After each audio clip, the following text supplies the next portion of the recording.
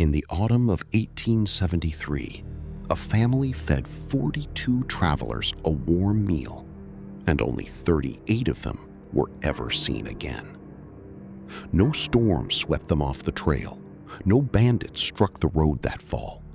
4 people simply stopped arriving where they said they were going, and the last confirmed place any of them had been seen was a small stone inn standing alone on the Kansas prairie, run by a family who never once raised their voices, never once raised suspicion, and never once let a guest leave hungry. What happened at that inn wasn't discovered for almost a year, and when it finally was, the men who found it wished they hadn't. The inn sat where the wagon trail bent south, a 2-day ride from the nearest town of any real size. Travelers called it a blessing, a warm stove and a home-cooked meal in a stretch of prairie that offered neither.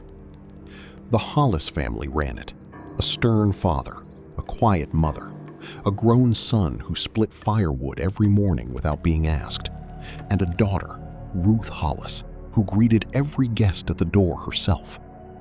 Locals who'd met her described her the same way, almost word for word: pleasant, direct, unusually good at making a stranger feel like they'd been expected.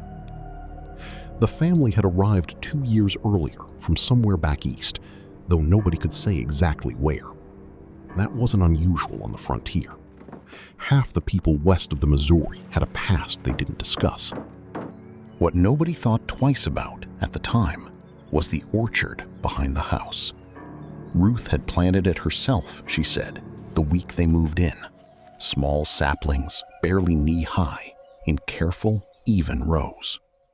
A strange thing to prioritize before the well was even finished. But new settlers did odd things to feel settled. Nobody gave it a second thought. For 2 years, the inn ran exactly as it appeared to. Wagons stopped, meals were served, beds were rented for a night, and travelers moved on in the morning with full stomachs and good things to say about the Hollis family's hospitality.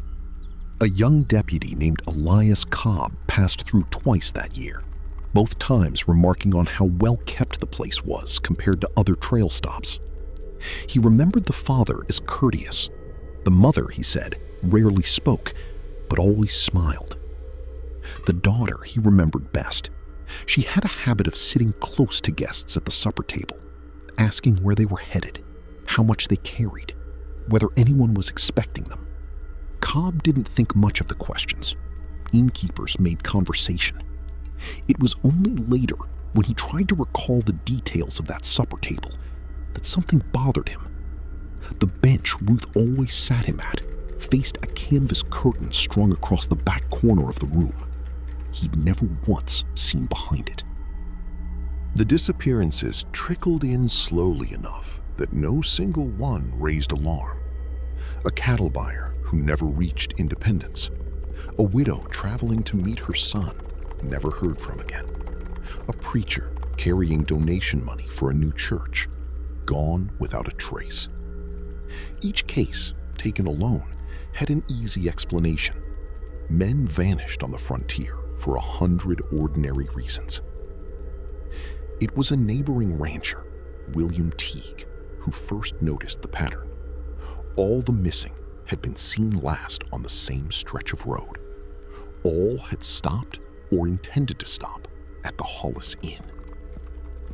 Teague rode out that October to ask a few careful questions. He found the house locked, the stove cold, the orchard behind it strangely overgrown for how young the trees were supposed to be.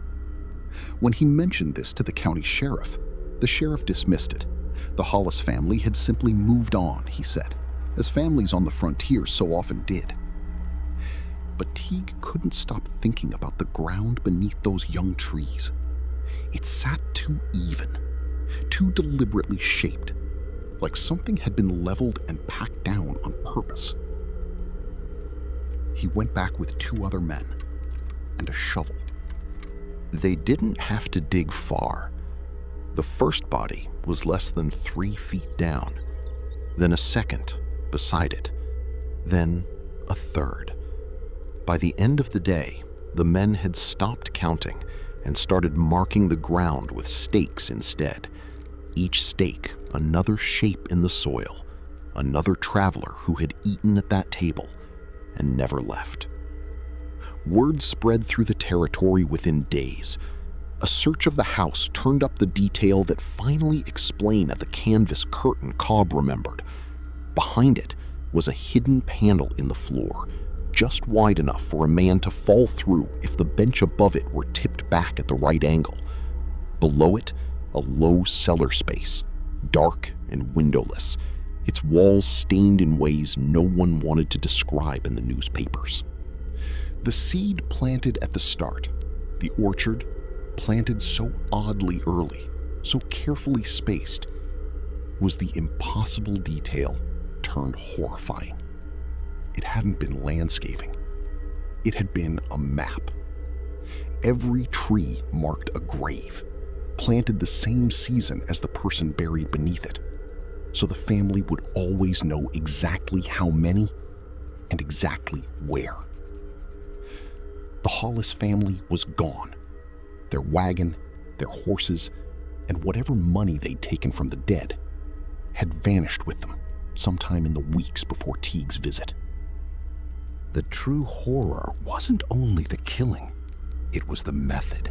Patient, rehearsed, and calm enough that not one of the dozens of travelers who passed through that inn over 2 years ever left a warning for the next. Investigators eventually pieced together how it worked. Ruth's questions at supper weren't idle. They told the family exactly how much a guest was worth and whether anyone would come looking for them.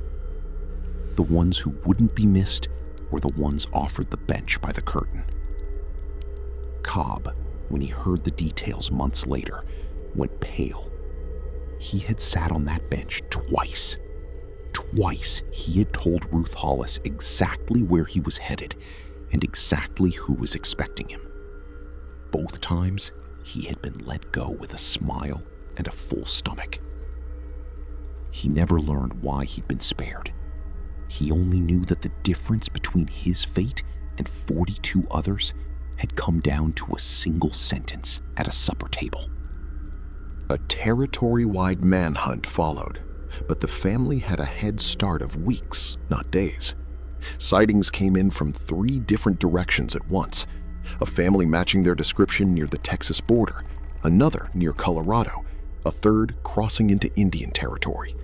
Posses chased all 3. None of them were the Hollis family. By winter, the trail had gone cold in every direction it had been pushed. The last confirmed sighting of any of them remained the same one Teague had already given investigators: a locked house, a cold stove, and an orchard that had already finished its work. What happened is documented plainly enough. Over roughly 2 years, the Hollis family murdered dozens of travelers who stopped at their inn, robbed them, and buried them beneath an orchard planted specifically to track the graves. Why it went undetected for so long comes down to the same detail Cobb remembered too late. The family never took from anyone who would be missed quickly, and never let suspicion build in one place long enough to be noticed. It was patience, not luck, that protected them for 2 years. The family itself was never definitively caught.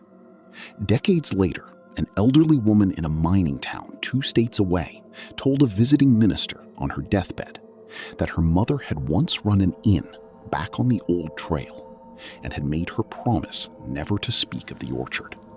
She died before she said anything more.